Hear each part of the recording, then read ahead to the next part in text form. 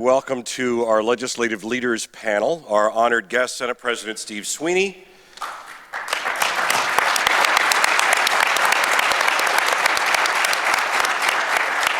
Senate Republican Leader Tom Kean. And it is worth noting that both are past recipients of the Njbia Paul L. Trost Award, which recognizes a legislator for public service to the business community and commitment to improving the state's economy. Thank you guys for being here today. Assemblywoman Eliana Pintor Marin, speaking for Assembly Democrats, and Speaker Craig Coughlin, who was unable to join us today, also chair of the Budget Committee.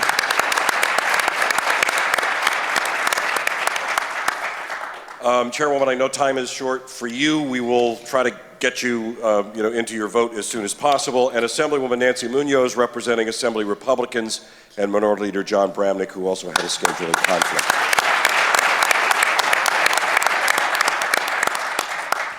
There is no doubt that it remains a time of great change and uncertainty in New Jersey. You need look no further than last November's election to see how divided we remain on key issues, from pandemic response to economic policy to taxes, education, and ultimately our recovery. After covering politics and Jersey life for now more than 30 years, I have learned the one thing you can always expect is to expect the unexpected. As the dust settled from the election and we thought things were back on track to get to some sense of normalcy, came word this week of a new COVID variant. The impact of Omicron to the public and New Jersey business remains unclear. For now, President Biden, Governor Murphy say plans to combat this mutation will not include shutdowns and lockdowns. Again, that is for now. But this is all adding to more uncertainty for all of us. And that's why events such as this, where we bring together legislative leaders from both sides of the political aisle, are so critical to all of our collective futures. Beginning or continuing a dialogue about the issues that we face as a business community, as a workforce, as a state. So again, to all of you, thank you for appearing here today. Without a strong recovery for the business community, there will be no strong recovery for anyone. The NJBIA's annual Business Outlook Survey detailed some disturbing trends. You've talked about them already this morning. In summary, 6 in 10 business owners said they were either looking to end their business sooner or at least considering it due to the challenges that they are facing. And no issue was greater than the ability to find workers. Even with wage increases as much as 5%, the majority of businesses said hiring was their number one concern, even more than taxes. And with that, let's begin our conversation. We talked a little bit about some of the challenges that are facing businesses. So my first question to the four of you would be, should the legislature take into account the morale and the standing of small employers, given these numbers as new legislation is discussed in this lame duck session and then moving into the next legislative session? And Senator Sweeney, we'll start with you. Well, first I want to congratulate my colleague Nellie Poe for winning the award. She's an outstanding legislator, and it's a well-deserved honor. Congratulations, Nellie. But we need to listen to the business community. We need to look at what's going on around here. This gives me a chance to make a plug, though. Businesses say they can't find employees. The disabled community is about 77% unemployed. It's a workforce, if you look beyond the disability, you might find some people that can go to work. In fact, you can probably find a lot of people and they'd be happier. So expanding beyond the normal routes of employment would be wonderful. But look, the unemployment extension is done and we still don't have anybody back. Speaker Coughlin, one of his big issues is childcare. I'm hoping with Build Back Better that we do things for pre-K and childcare so parents can go back to work. 4 million people quit their jobs in September. What's that kind of tie into? Schools are back. Parents had to be with their kids. So, the survey is honestly eye-opening to me personally to see 6 out of 10 businesses that are really looking at whether we want to be in business anymore. So the legislature needs to listen. You know, sometimes we do, sometimes we don't, but we really do need to listen, work with each other, talk to each other, and find ways to compromise, which, oh, by the way, in this crazy time that we're in, we don't have to fight all the time. In New Jersey, we normally don't. I think Tom and I and our colleagues in the Assembly, normally we find a way to get things done. It's too easy to keep fighting. We need to come together and find solutions.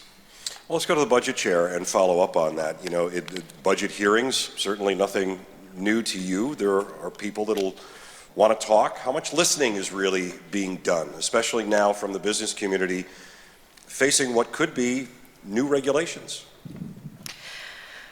So I think that, to be honest with you, as budget chair, one of my favorite things is the public hearings. I think that that's where you feel the pulse of where the state is moving. That's where you really get to hear the average person voice their opinion, not just lobbyists.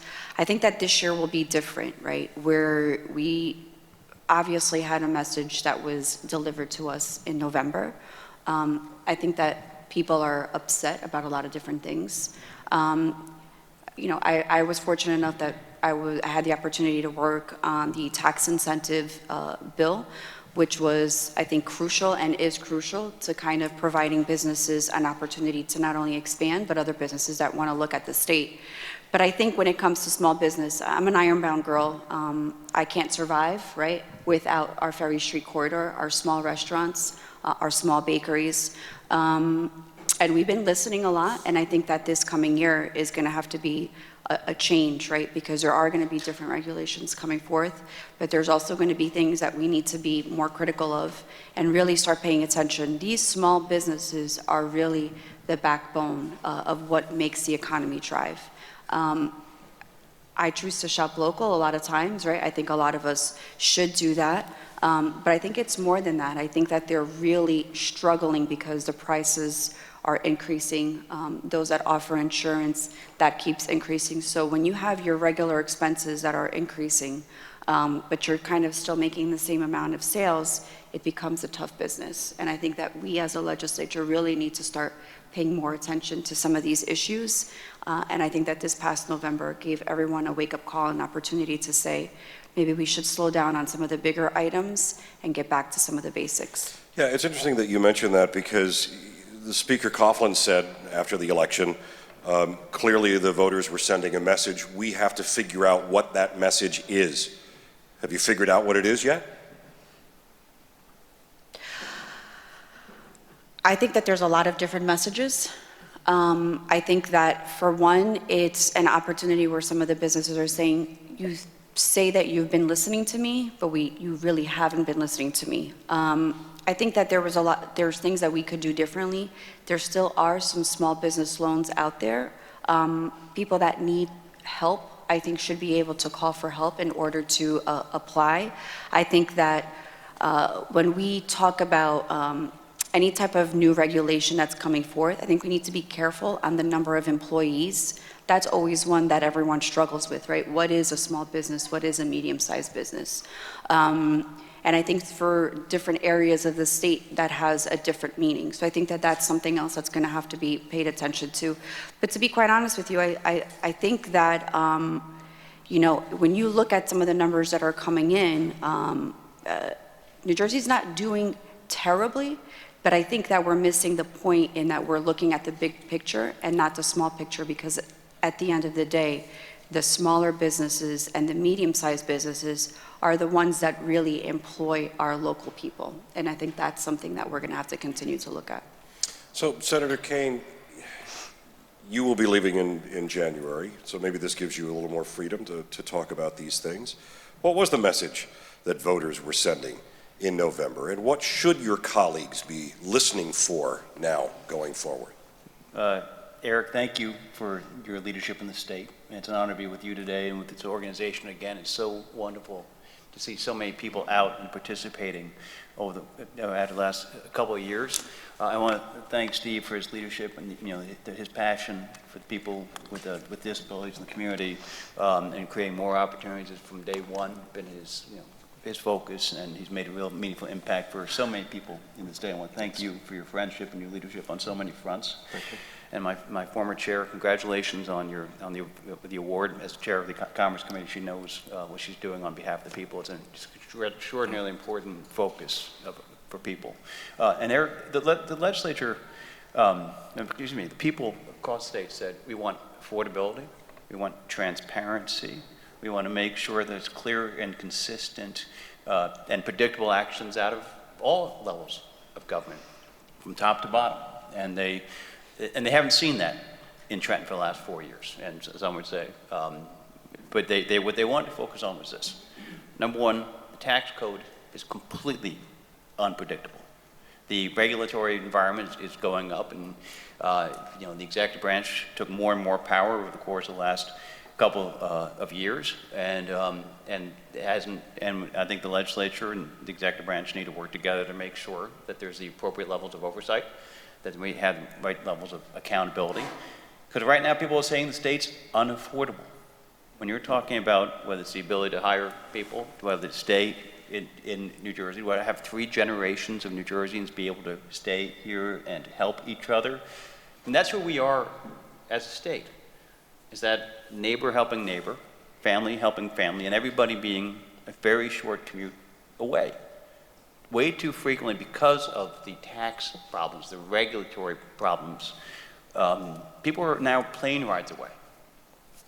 And plane rides away impact everybody's life and livelihoods. And there are things we need to do that we need to focus to make sure we've got a predictable tax code, which should be a lot lower than it currently is in every bracket. But we also need to make sure that we have a child deduction, which is something that I've been trying to work on for a number of years now, which Steve has been an extraordinary partner in. We've gotten through the state Senate now twice. My hope is we can get through the General Assembly in this lame duck session.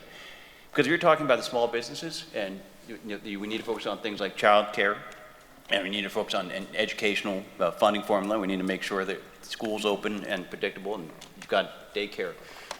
But there's so many nonprofits that are now also fighting to survive. And if you had, we're one of the few states that has an income tax that does not have a child deduction associated with it. And it's the one chain reform you can have that would not only make sure that neighbor can continue to help their neighbor, but you'd also make the state far more affordable for people. And you'd have, whether that nonprofit is related to the health issues, environmental issues, many other social services, education related.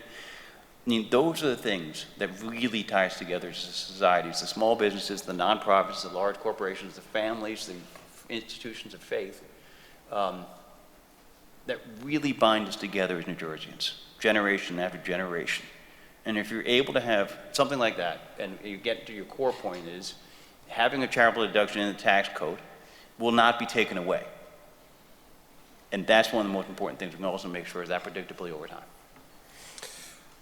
I want to jump into taxes here real quick, especially while we have the budget chairwoman with us. New Jersey has the highest state corporate tax rate in the nation, highest property taxes, among the highest top income tax rates. Governor Murphy has pledged no tax increases in his second term. But one of the things that is looming large over businesses across New Jersey is the UI payroll taxes, already going up to make for the pandemic's historic drain of that trust fund with record unemployment. State budget has an unsustainable structural imbalance with revenues about $4 billion less than spending. Do you expect the governor to follow through on his no tax increase pledge? And do you think the strong cash position that the state is in right now could eventually lead to talking about tax cuts for businesses? And let's go with the Senate President first, because Steve, your affordability platform addressed some of these issues. Yeah, Eric, I would hope that the pledge that the governor made will be kept, because the state is taxed too much. My platform, not my platform, but for years we've been advancing affordability in New Jersey. That's what Path to Progress was about. Working in a bipartisan effect just to find solutions. Look, I'm proud that starting with Chris Christie, we started to fix the pension system. We finally got to the full pension payment. That pension system was going bankrupt. So we got that on the right path. Then had a well-publicized fight with the teachers, but wound up coming with a health care plan that's saving billions of dollars, Eric. We did reverse auctions to save billions of dollars. My point is, there's a lot of money to save if we do things differently.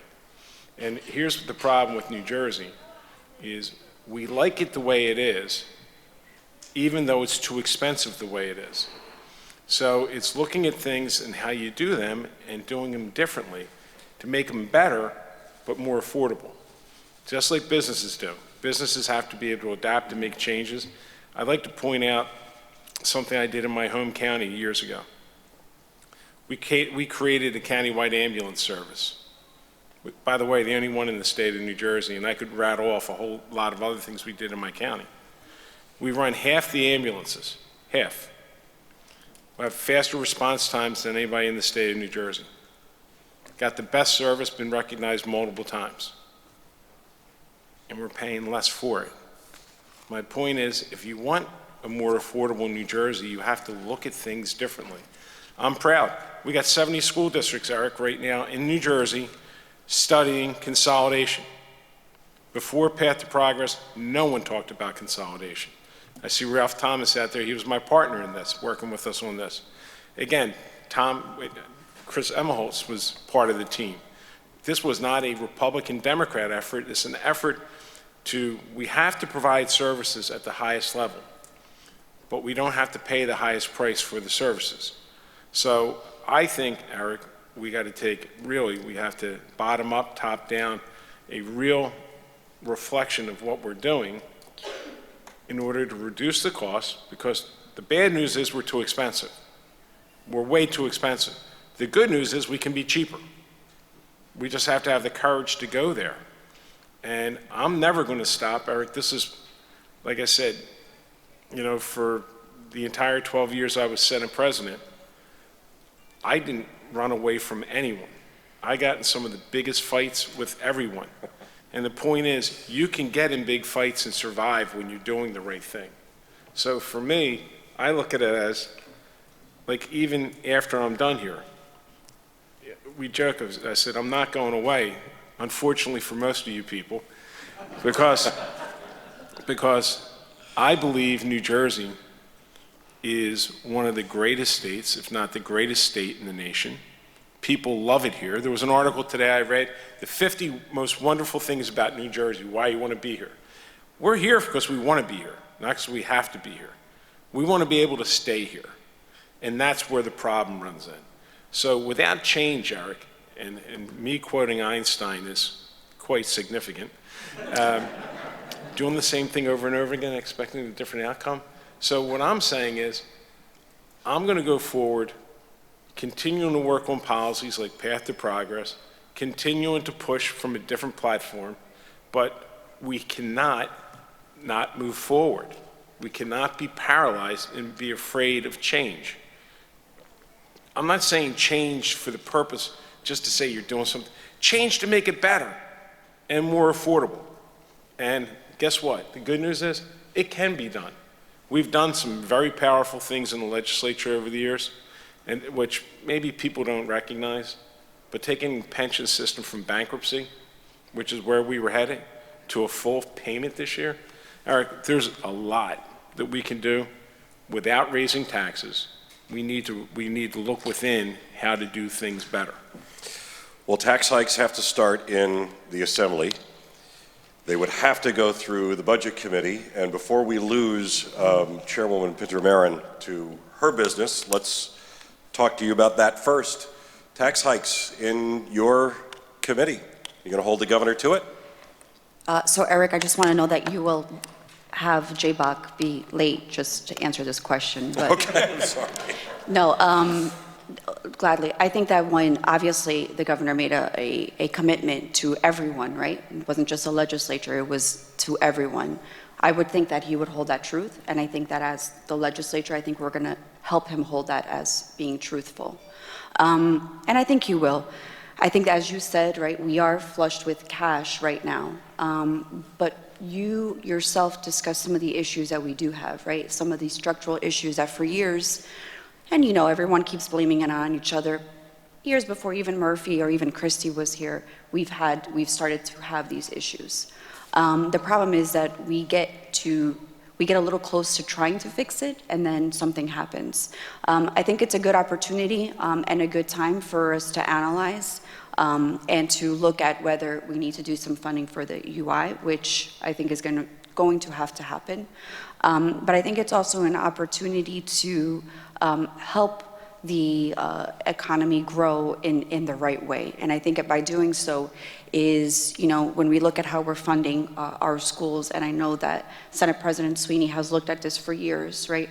That there might be some property tax relief on that end that we've been discussing. I think that there are opportunities for us to be helpful. New Jersey has always been a high tax state. That is always the main issue. And when people talk about how much they pay, listen, at the end of the day, yes, I'm a legislator, but I'm a mom, I'm a homeowner, I have 2 kids, a house, a mortgage, and when you look at the end of the month, how much you're able to put aside, it's not like it used to be. So I think that my issue is what every New Jersey constituent has. And I think that this coming year is a real opportunity for us to really look at some of the things that we can do to have some real cost savings. Maybe some people won't be happy to save $1,000 here or there, but I think $1,000 goes a long way when you're multiplying that by 5 or 10 years. So these are definitely issues that the Senate President has worked on, and I was part of that panel with you, Senate President. And I think that all of us here today, there's things that we can do, I believe, collectively, to really have some sort of savings moving forward. Well, you had everybody's ears perk up when you mentioned UI relief. So we'll wait for more on that. And I know you have business to attend to. Eric, on the UI, can I address that for a second? Sure. Tom and I did a constitutional amendment back in 2009 that ended the rating of the unemployment fund. And New Jersey was in much stronger position than a lot of states. I'm looking at like John Rogers and others that we had that fight to get it done, because the unemployment fund was rated every year $400 million. And we ended that rate, so the UI fund is in a much better position. Look, a pandemic hit, and if we took every single dollar that we have and to offset the unemployment increases, it wouldn't be enough because so much has been borrowed. So the debate is, do you use the dollars to try to improve the economy? Do you use the dollars to fix the things that are broken in the state of New Jersey? Or like I said, it's really, it's a tough position to be in at the end of the day, because there's not enough money, is what I'm telling you. If we put the $4 billion into it, how many billions are we in the hole right now? 28? Well, I think that's the question, right? And Assemblywoman Munoz, we haven't really heard from you on the panel. And the question then becomes, what is the biggest bang for our buck? Would it be across-the-board tax cuts for businesses? Would it be tax cuts for individuals? Would it be some supplement to the UI fund? You are in a position where you are more flush with cash than you've been in a long time. You can argue whether it was right or wrong to be in this position in the first place, but the fact is, here we are. So what is the biggest bang for the buck? Is it an across-the-board tax cut, or is it shoring up the UI? Well, thank you, Eric, and I've always enjoyed listening to you on Ask the Governor, whichever governor that is. We keep talking about the fact that we're flush with cash, but we have a structural deficit in our budget. So we have cash that is from last budget year. So that money comes from the CARES Act, and it has, and others, and through our borrowing. So we need to some of that money has to be used, related to COVID relief. And part of, I would say, that the unemployment insurance fund was depleted because of COVID. So, Assemblyman Hal Worths and I, and Senator Orho have a bill to put $2.5 billion of that money into the unemployment insurance fund, because we could legitimately do that. because you could directly link it to COVID relief because it was depleted because of COVID relief. I think that because that was a tax that did go in effect on July 1st, the unemployment insurance tax went up for both pay the employees and the employers. And that was a big hit. So, at a time when small businesses were really hurting.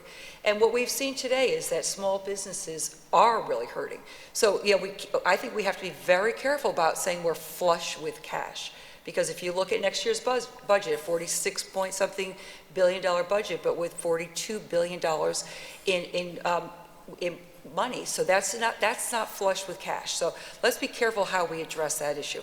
I think that since we're talking about small businesses and the importance that they have for the state of New Jersey, we should follow through on that money. There's so much to be done in the state. I was personally found the J.P. Morgan presentation a little bit depressing. I don't know about the rest of you. They were sort of being optimistic, but New Jersey was always there as the least affordable, the highest tax. There was nothing that was optimistic about that presentation, in my view. So all of us together as leaders, and with Eliana, Pintor, Marin, and myself on the Budget Committee, and with Senator Sweeney and Senator Kean, we have been working to try to make the budget better for across the state. So there's so many things we can do, but I think one thing we could do immediately is to put some of that CARES Act money toward the Unemployment Insurance Fund to decrease that tax, the burden on the employers and the employees. And Eric, let not let it be lost that we've given about $1 billion to small businesses during this period too. That has to be on the score sheet too. Yeah.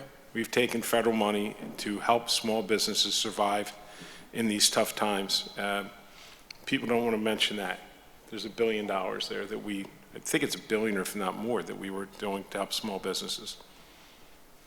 But that, if you look at the NJBA survey, didn't really impact the business sentiment and optimism. When you look at 6 in 10 businesses that are either considering closing or at least thinking about looking at what that would look like, that says that you have a huge percentage of businesses that are still struggling, that don't know if they can or even want to try to survive in New Jersey.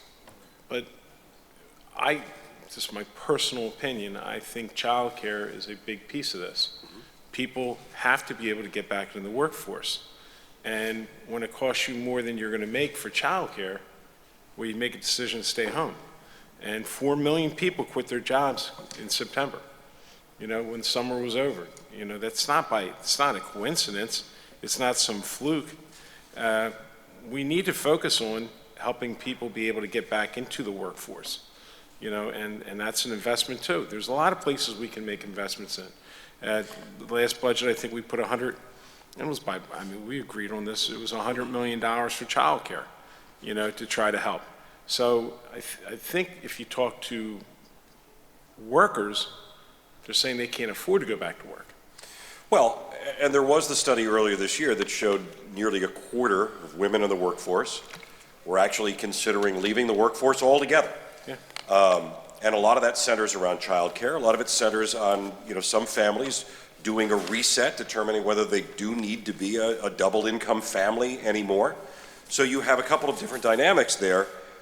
What is it the legislature could put in place? Are we talking about supplementing daycare? Are we talking about state-sponsored daycare? Are we talking about enticements to get women not to leave the workforce, or the primary caregiver if it's a stay-at-home dad? I mean, what can or should the government do? Expand pre-K. We've been doing it. I know Senator Teresa Ruiz has been a champion of that. And Eric, in my dream world, it would be pre-K from birth, because your brain develops, 85% of your brain develops from birth to 5 years old. Pre-K has been shown that children that have gone through pre-K actually perform better in school. They're better prepared to handle disagreements. There's a lot of studies out there that will really say pre-K is one of the most important things we can do. The younger you get someone, the better it is. And again, they're not just studies, and we were doing that over the years, and I'm proud that we did it. And this administration has continued to expand pre-K. Thousands of more children are in it, and we need to continue to expand it. We need to get. Assemblywoman Munoz, can you pick up on that a little bit? I mean, it sounds like we're talking about state-sponsored pre-K/daycare from birth in New Jersey. That sounds expensive. It is. Yeah, Sorry. it is.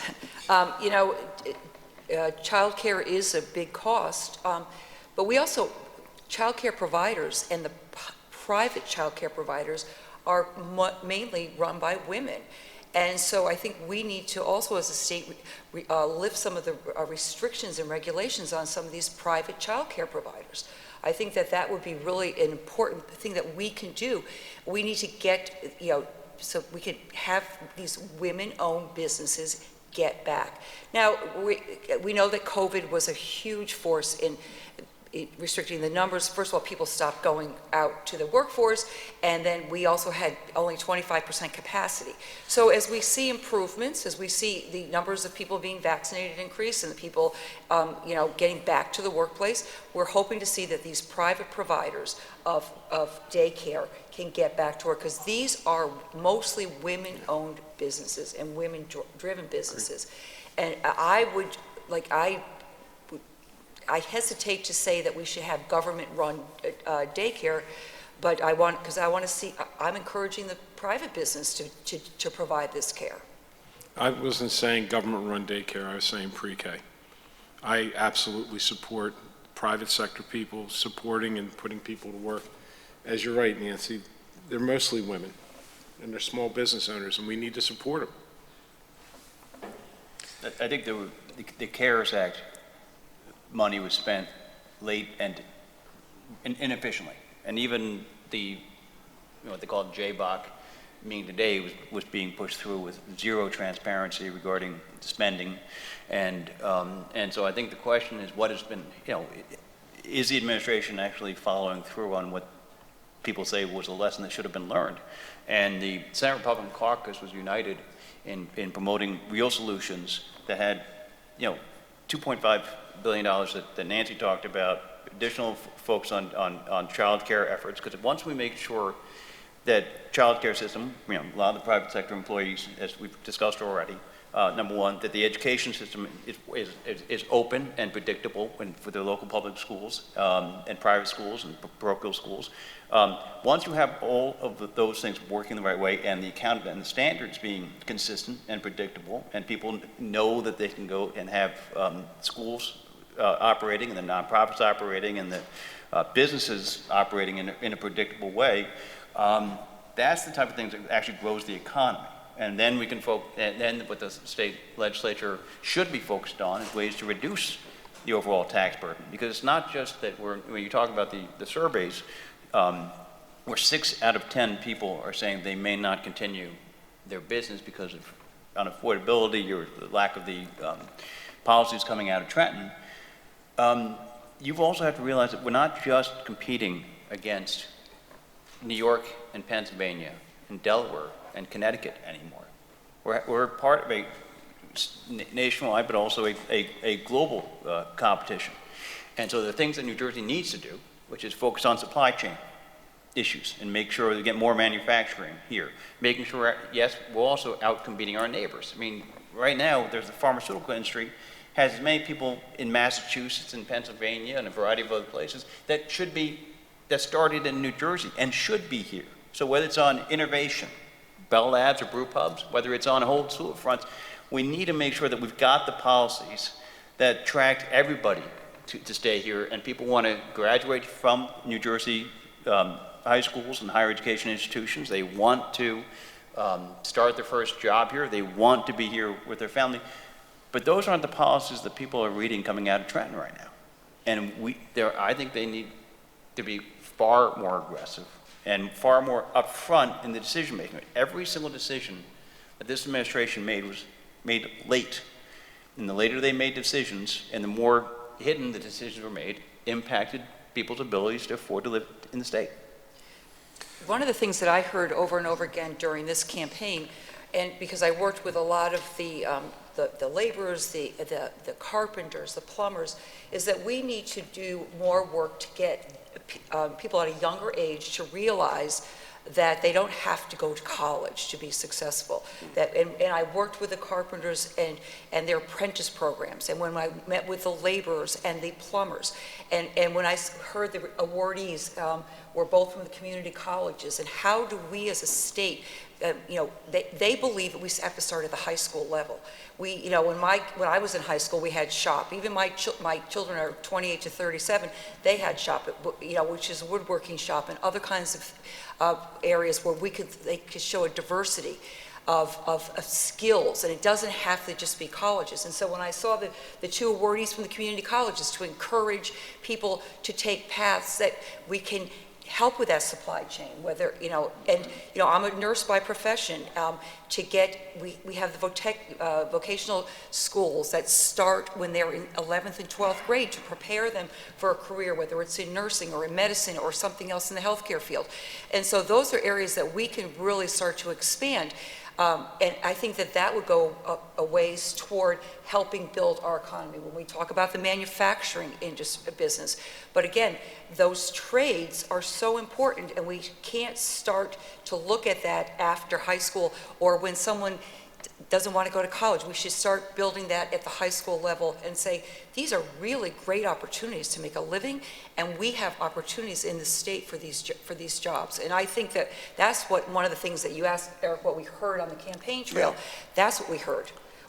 I heard from all of these organizations that they want a source of people to go into these jobs, and they want them well trained. The laborers down, we pass their training center when we go down the turnpike, or we go past the carpenters training center, and they're so professional and they're so well run, and we need to be making sure we advocate for that as well, because I think that's really critically important. This really wasn't on the agenda, but I think you brought up a really good point. I've seen it in my family. I have a son who is off to law school and another son who is a forklift operator in a warehouse. And I think you could probably argue that the forklift operator is much more needed now than another lawyer. Agreed. That's right.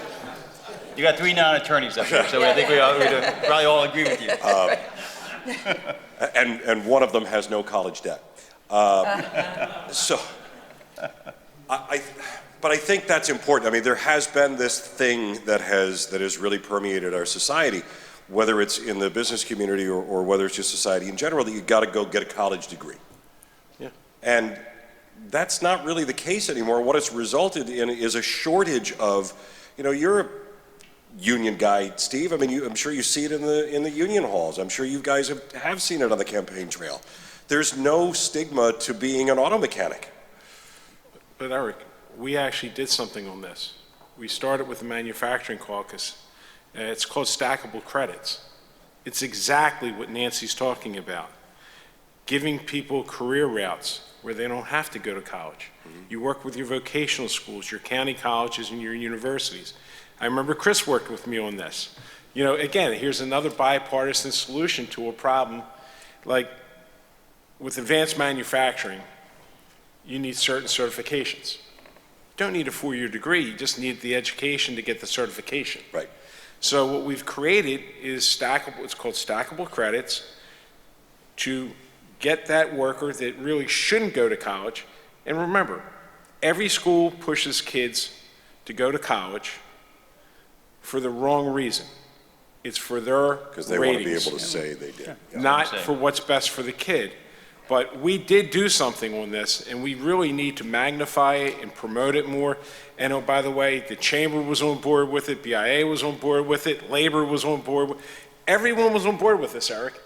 We just need to do more of it because, I need iron workers. We need people to build buildings. Right. And you know something? I'm not getting them because they're going to college, they're accruing a year or 2 of debt, they don't have anything, and then they got to start their life over and trying to find employment.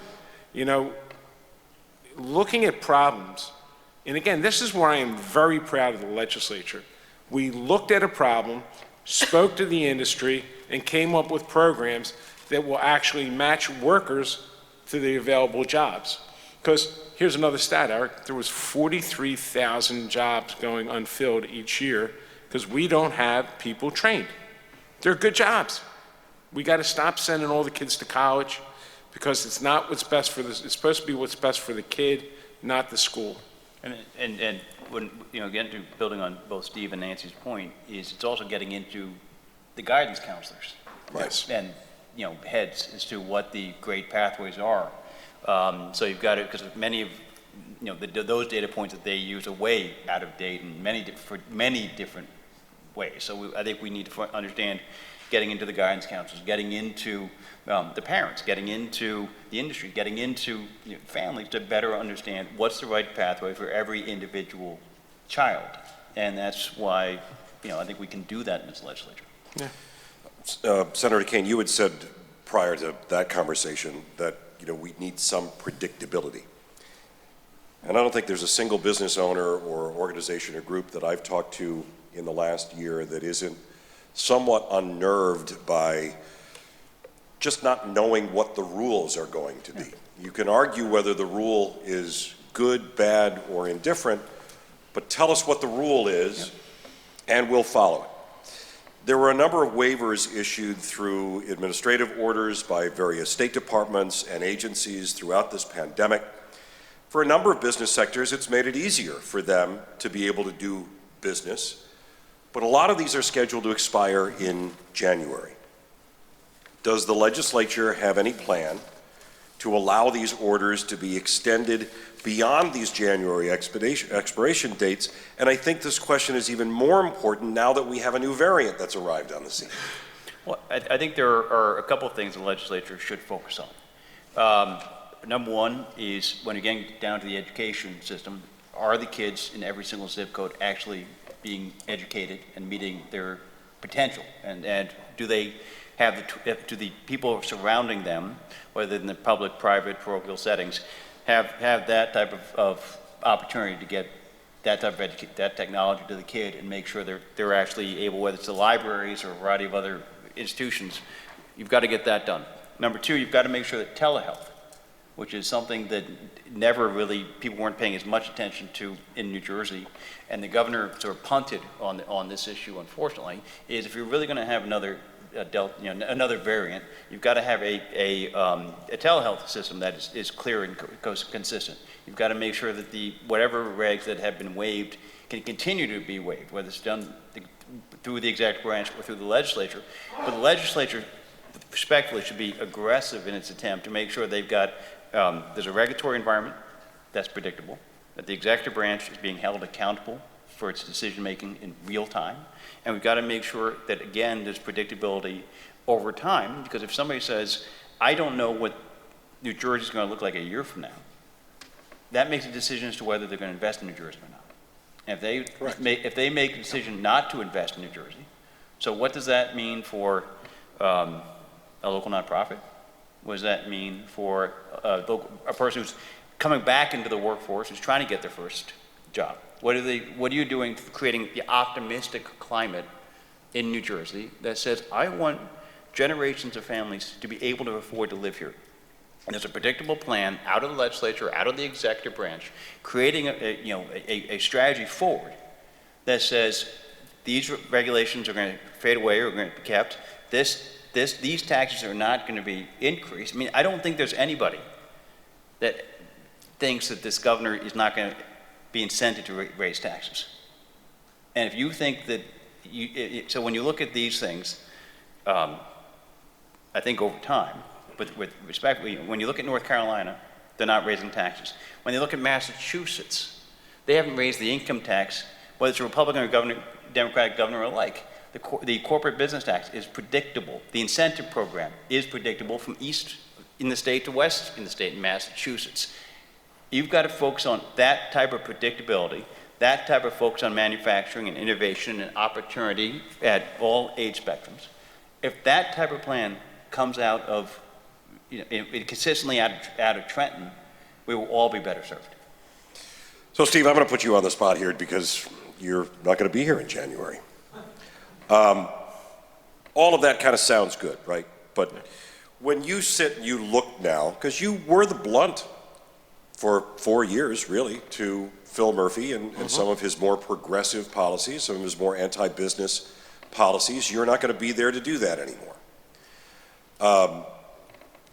What do you think will happen now, especially given the lessons that we learned from this last election, what voters have said, what the climate is, what businesses need?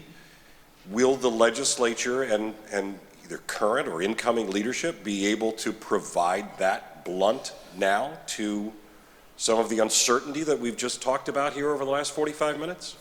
I would certainly hope so, Eric, and I think my colleagues, I'm blessed to lead a caucus of very strong people. And I think we've all heard the message about affordability in this state. You know, in fact, the press was making jokes like, surprise, the number one issue 50 years later is property taxes, right? What a shock. But my point is, but people have to realize also, in order to make this place more affordable, we got to stop these antiquated systems of delivering services, that we have to move forward and come up with a new process. Yeah, I think New Jersey is not a progressive state. It is a moderate state. People overestimate all the time that it's a blue state. The reason why the Democrats were in the majority was because we were getting elected in the suburbs, including my district. We did redistricting 10 years ago. They said there were 17 safe Democrat districts in New Jersey. 17 is not 21, it's 17. And if Democrats want to maintain the majority, they're going to listen, we're going to get more moderate, we're going to work with our Republican colleagues, which we always have, just so you know. This state's unique, and I'm proud of the working relationships that we all have with each other and the respect we show. But Eric, the state needs to get back in the middle where there's 80% of the people. It's hard for both parties to ignore the fringes, but you're losing the battle if you don't do it. Look, the progressives cheered me losing to a supposed QAnon, anti-Islam, anti-this, anti-that person. But that's who I lost to. And they cheered it. Oh, by the way, I was the person that sponsored minimum wage, sick leave, paid family leave, on and on and on. And if you're happy about that, that tells you what's wrong with the Democrat Party. Most Democrats aren't there. And we're going to continue to talk to Democrats and bring us back into the middle, because I won't be there. Nellie will be. Nellie will be a strong voice. She always has been. You know what I mean? My colleagues on the Democrat side aren't afraid to get into a fight. Realize when I had disagreements with the governor, my caucus was there with me. I wasn't on my own.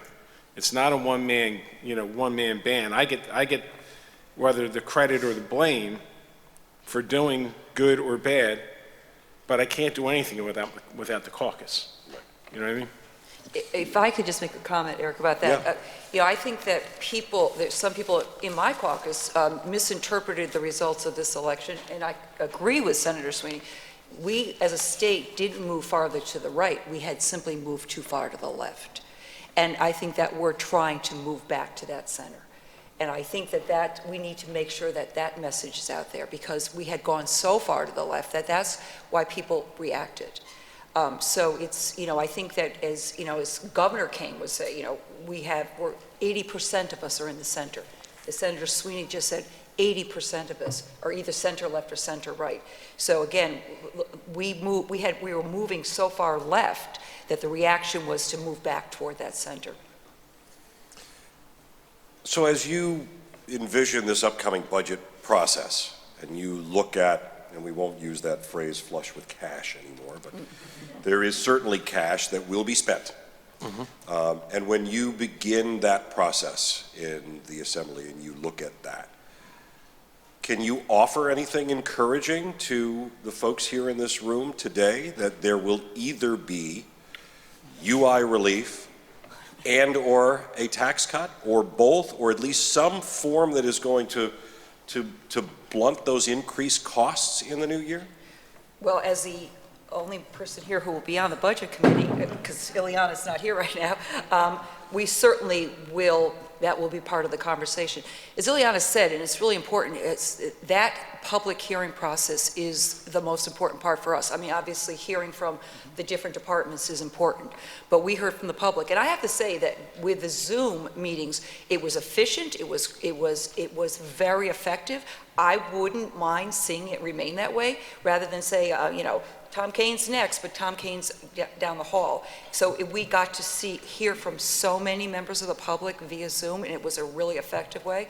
But we certainly, again, I keep writing notes down. What I keep writing down is the voters spoke, because we're all saying the same thing. What we heard in this election was we heard from the voters, and the voters want New Jersey to be more affordable. And that's what we heard loud and clear. And so we have a budget process, and we do have money available. Again, we're not flush with cash. We have a structural deficit, but we have CARES money to be spent. So how do we effectively spend that? I still support putting a percentage of that money into the unemployment insurance fund. And that's where, and doing other things that would help the small businesses and the property tax payers of the state. That's what I see in the future. I have a loud voice on the Budget Committee. We are there, meaning Hal Worth is the budget officer, the ranking member on the Budget Committee, and our voices will be heard. And we will make sure, because as you heard from all of us today, the voters spoke at this election. It's New Jersey's a very expensive place to live. They want to see some changes. The other thing I said was about the other thing I heard loud and clear was that the executive orders, there were a lot of executive orders that were, and the public felt as though the legislative branch didn't have a say in what was happening during the pandemic. Some of those executive orders were removed and some stayed in place, but some of them actually benefited the public. The telehealth issue, some of the regulations that were removed. We see when Tom talks about telehealth, telehealth is a huge issue, an important issue in providing mental health services. And what we saw during COVID was that the mental health issue became a huge crisis in the state. Beyond, beyond the people who unfortunately died from COVID, but the young people who were isolated, people who couldn't have interactions with their parents or their grandparents or their classmates. We saw an increase in suicide rates. And what we saw from telehealth was the rate of not showing up for your appointment went way down. That's because people had access to telehealth and mental health services. We should make sure that remains in place. It will never completely replace brick and mortar medicine, but it should be a component of healthcare because it is so important in mental health providing mental health services. And we have a crisis in this state and in this country because of COVID in mental health. We've seen an uptick in suicides of the youth. And that's a problem that we need to keep our eyes on and not to take our eyes off that. So when we talk about telehealth, we need to make sure we get that in place and parity with payment because that's critically important. We're going to be able to treat more people this way and we can effectively treat people, especially in mental health services. And I've served in the Assembly and the Senate Budget Committees. And that voice of the public coming forth is extraordinarily important. And especially as we're going through, coming out of this stage of COVID and focusing forward, whether it's an online or in-person opportunity, your voices and the people who are listening to this beyond people in this room, it's incredibly important that you involve yourself in making sure that your voices get heard. Because the more you are paying attention, the more people are engaged in our republic and in our democracy, the better we are as a society. And so I will just advocate that everybody needs to make sure contact the legislature, understand the structure, go through the process, participate where you can participate, and continue to have your voices heard. As we get ready to wrap up, has there been any discussion that you're aware of that would use some of that relief money to incentivize people to return to work? We've seen that happen in a couple of other states where people have basically been given government bonuses to go back on the job. Well, they have done a little bit. Eric, I know they put a pot together. I don't know how successful that was. And again, Tom, you might know, it was $500 or something, like a bonus to go back to work that they did. And they said if that was successful, they would continue to do it. So but no, I haven't heard that. I think what we do need, though, is going forward, we're going to need a very good plan on investment. There was $1.2 billion in debt defeasance, and there's $4 billion in the CARES money that are sitting there. And we should have a very healthy, robust discussion on how that money is invested. New Jersey has a whole lot of problems. Unemployment, you saw it. So do we use the money to upgrade the unemployment systems? Do you use the money to upgrade motor vehicle? One of my big things, boardwalks. They're, believe it or not, they're failing everywhere. They generate a lot of revenue. Do we put a pot of money to fix boardwalks? Our state park system hasn't had a real investment in 20 years, if not longer. Probably not since your father was a governor. Do you utilize these dollars to make New Jersey a better state? You know what I mean? To at least take the advantage to upgrade everything, because we're never going to have that opportunity again. That's why, Eric, having a healthy discussion on where the money goes, how the money goes, so that let's utilize, we piecemeal stuff. Like, we'll put so much money in for technology each year, and it's a few $1 million, and you know, you never catch up. Here's an opportunity where you can use dollars that fell out of the sky, you know what I mean? To do those one-time transformative programs, but we should have a discussion. It should be a very robust discussion on how to invest the money. It's just, like I said, it's not that we shouldn't put more money in unemployment. We should. We changed the unemployment. We went and did something to reduce the burden on businesses by spreading out the increases. It doesn't make it any better, but it made it a little bit better. You know, so there's a lot of things we have done, but this is a once-in-a-lifetime opportunity to make sure that we do the right investments in the areas so that 5 years from now, we're talking about how the unemployment system sucks, and that, you know, we can't get people unemployment. And the MVC? And the MVC. People waiting. Listen, and as you remember, Tom, we put money, I mean, this goes back to, I think, McGreevy. We put money in because the computers at MVC were Ronald Reagan era software. And we still talk about upgrading it. Yeah. So, you know, it's like, take the opportunity, the funding, to fix and make New Jersey a better place. Because if you get into a situation where the one shot is spent as if it's repeatable revenue, that will create a major spending hole. And we've got to figure out the things that now can be done that will reduce the tax burden on the people in New Jersey while making sure that there's, you know, more predictable services, whether it's on the UI fund, the MVC, so many other issues that impacted people's everyday lives over the course of the last year. Well, and I guess I think the last thing, you know, that I want to come back to again is the predictability, the eliminating so many of the, you know, unknowns, or as many as you can, but at least knowing that the business community is going to be able to have a set of rules under which they can operate under. We can all argue, again, whether those rules are good or bad or indifferent. But do you have, you know, each of you sitting up here, do you have any confidence going into this new year that at least there will be a set of rules and you will eliminate some of that unpredictability? I think it's up to the people who are in this room and throughout the state to make sure that their voices are heard. You need to be engaged in a way that you've not been engaged in the past. And whether it's with new senators, or whether it's in the Assembly, or whether it's on your local elected officials, or with the executive branch, your voices need to be heard morning, noon, and night. An active and engaged citizenry is the best way to make sure we've got a transparent government at all levels. And that type of predictability ensues. So it's up to you to continue to be involved and be far more aggressive in making sure that your voice is heard.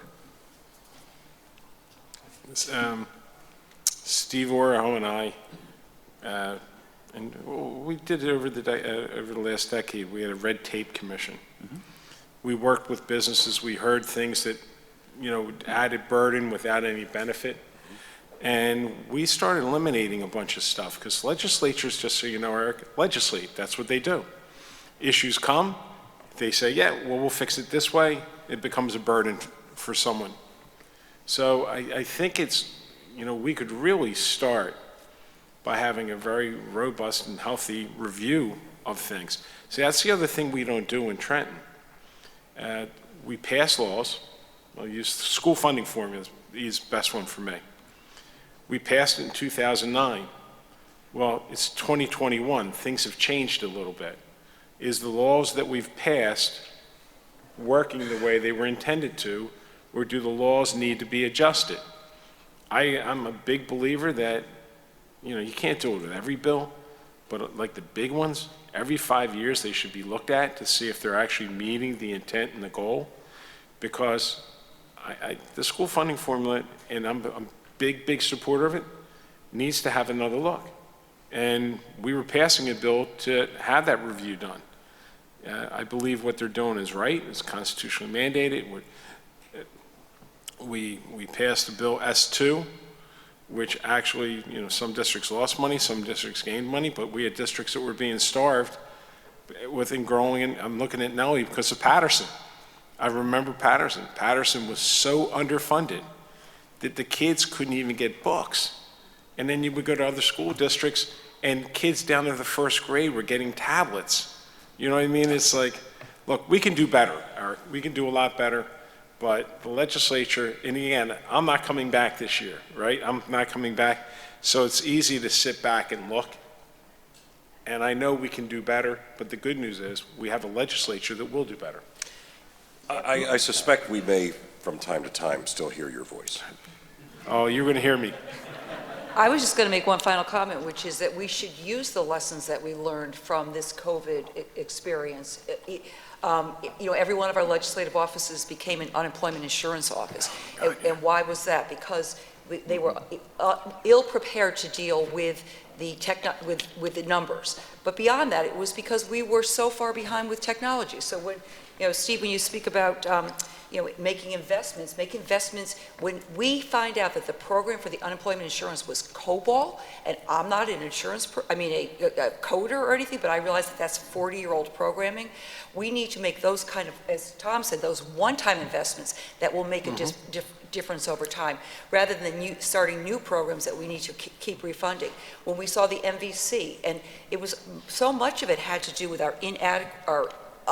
we were unprepared to deal with the technology that we needed to do what we needed to do.